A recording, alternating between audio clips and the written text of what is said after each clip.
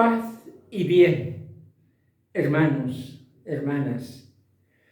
Jesús nos anuncia el reino de Dios con parábolas. Homilía para el domingo 11 del tiempo ordinario, el año B, escuchando el Evangelio según San Marcos, hoy en el capítulo 4, versículos 26 al 34. Decía: el reino de Dios se parece a un hombre que echa semilla en la tierra. Él duerme de noche y se levanta de mañana, la semilla germina y va creciendo sin que él sepa cómo. La tierra va dando fruto sola. Primero los tallos, luego la espiga, después el grano. Cuando el grano está a punto, se mete la hoz porque ha llegado la cosecha. Dijo también: ¿con qué podremos comparar el reino de Dios? ¿Qué parábola usaremos? Con un grano de mostaza. Al sembrarlo en la tierra es la semilla más pequeña, pero después de sembrada crece, se hace más alta que las demás hortalizas y echa ramas tan grandes que los pájaros del cielo pueden anudar a su sombra. Con muchas parábolas parecidas les exponía la palabra, acomodándose a su entender. Todo se lo exponía con parábolas, pero a sus discípulos se lo explicaba todo en privado. Palabra del Señor. Hermanos, seguimos escuchando el mensaje de Jesús, mensaje que nos ha traído del cielo, que se resume en una expresión: el reino de Dios, y también el misterio del reino de Dios. Jesús introdujo un modo particular de anunciar el reino de Dios, proclamado por los profetas y proclamado igualmente en los salmos. El Señor reina. Y este modo particular se llaman las parábolas. Para ello vamos a comenzar con las dos frases finales que se refieren a las dos parábolas de hoy y a todas las demás. ¿Qué es lo que acabamos de escuchar? Con muchas parábolas parecidas les exponía la palabra, acomodándose a su entender. Todo se lo explicaba con parábolas, pero a sus discípulos se lo explicaba todo en privado. Los expertos en los evangelios, que han estudiado a fondo los textos sagrados, comparándolo con las obras que nos han dejado los rabinos de la antigüedad, nos dicen que Jesús ha tenido esta invención: hablar de los misterios de Dios con parábolas. Los rabinos iban a los textos de la Escritura, los escrutaban con reglas de interpretación para ver cuál era el sentido recóndito que ocultaban aquellas palabras. Jesús no ha empleado este método. Cuando ha citado las Santas Escrituras, que respeta y que acepta como palabra de Dios, los pasajes que citan son textos sencillos, conocidos por todos, como por ejemplo, cuando le preguntan: entre tantos y tantos mandamientos que tenemos en la Torá, en la ley de Dios, que son varios centenares, ¿cuál es el primero de ellos? Le pregunta un doctor: ¿qué lees en la ley? Le contesta Jesús: amarás al Señor tu Dios con todo tu corazón, con toda tu alma, con todas tus fuerzas. De eso se trata, le responde Jesús, y añade: y al prójimo como a ti mismo. Eso lo sabe todo el mundo. Pero luego viene la revelación de Jesús. No todo el mundo, ni mucho menos, diría lo que Jesús dice: que un samaritano, enemigo de los judíos, caído en el camino, ese es el prójimo que yo tengo que amar, ayudándole y curándole sus heridas. Eso es la revelación. Jesús revela las cosas de Dios con comparaciones muy sencillas que llamamos estas comparaciones tomadas de la vida, las parábolas. ¿Cuántas son las parábolas? Alrededor de 40, no sabemos con exactitud cuántas, porque hay a veces unas frases sencillas que para unos es una parábola y para otros es un simple dicho. ¿Qué quieren decir estas comparaciones? Nosotros podemos tener muchas ocurrencias, debemos dejarlas a un lado y entender lo que dice Jesús, lo que explica Jesús. El hombre que trabaja en el campo, ¿qué pasa? ¿Qué hace? ¿Qué no hace? El hombre, el labrador, en este caso, tiene que labrar el campo, aflojar la tierra, prepararla para la sementera y entonces echa la semilla.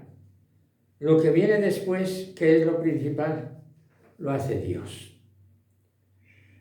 El hombre se vuelve a casa y cuando llega la noche se duerme, descansa.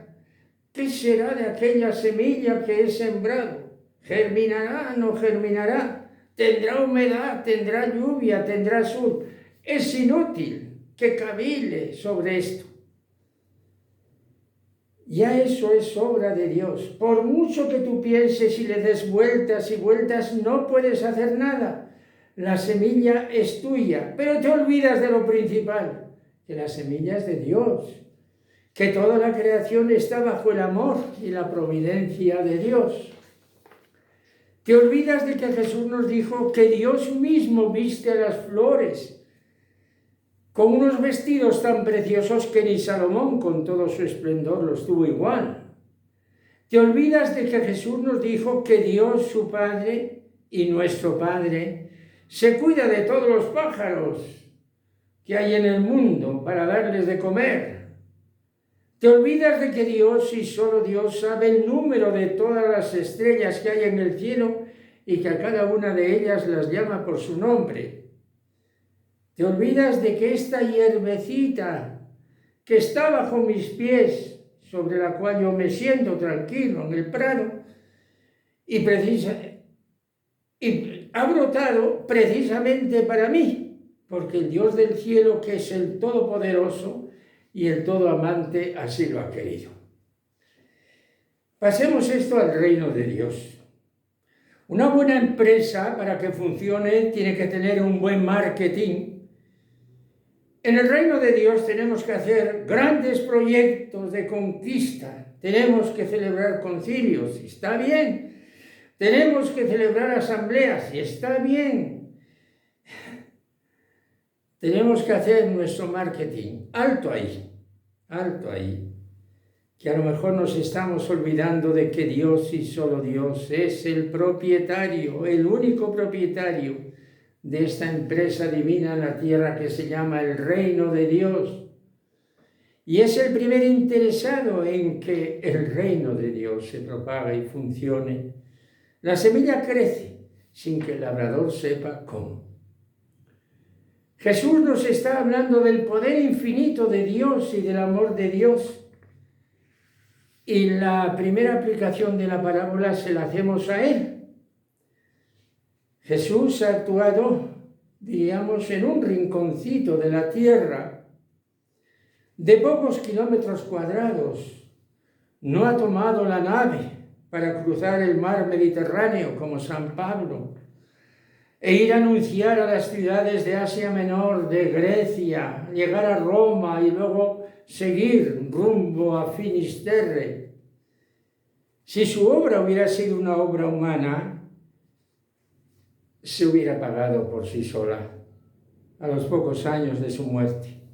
Como tantos otros, ha pasado así. Pero él confía en su Padre y sabe que lo que él ha hecho ha traspasado los siglos y ha llegado hasta nosotros. Aquella semillita se ha hecho un árbol y los pájaros, y somos nosotros en este caso, hemos venido a encontrar refugio aquí. Lo que Jesús quiere recalcar es que al final hay cosecha. La cosecha ha sido como un milagro de Dios. Con estos ojos debemos mirarla. La tierra va produciendo frutos sola, primero los tallos, luego la espiga, después el grano. Cuando el grano está a punto, se mete la hoz porque ha llegado la siega. El labrador está feliz porque ha tenido cosecha. Esto tenemos que tenerlo ante los ojos, hermanos, para saber correctamente interpretar la vida de la Iglesia. Nosotros tenemos que echar la semilla. El día pasado, en una de las misas del Día de Labor, Jesús nos decía que vosotros sois la sal de la tierra, vosotros sois la luz del mundo. Así estaba hablando en el Sermón de la Montaña a gentes sencillas, muchas de las cuales no sabían ni leer ni escribir. Él sí es la luz del mundo, pero nosotros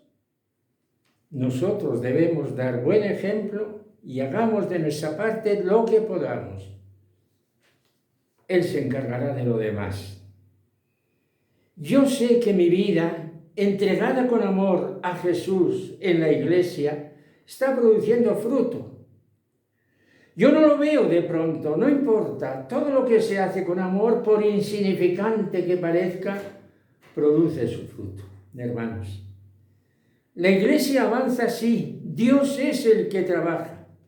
Aquel reino que comenzó como un grano de mostaza que se pierde en las arrugas de la mano, pero luego se hace un arbusto.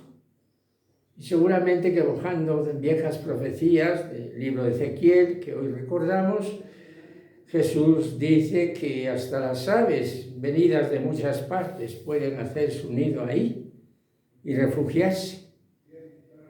Digamos, hermanos, para terminar estos sencillos pensamientos, que nuestra vida es Jesús y que hemos venido a habitar en el árbol que Él nos ofrece, que es su Santa Iglesia. Por eso podemos concluir nuestros pensamientos con esta súplica que le dirigimos a Él. Señor Jesús, tu palabra nos ilumina porque nos descubre los misterios de Dios. Te damos gracias por estas parábolas que nos dices, que como a tus discípulos nos las explicas aparte. Te damos gracias porque en ti hemos hallado cobijo para siempre y en ti hemos encontrado la verdadera felicidad. Amén. Hermanos, hermanas que me escuchan, a todos ustedes paz y bien en el Señor. Que tengamos un feliz domingo como día del Señor, de la Asamblea Cristiana. Paz y bien.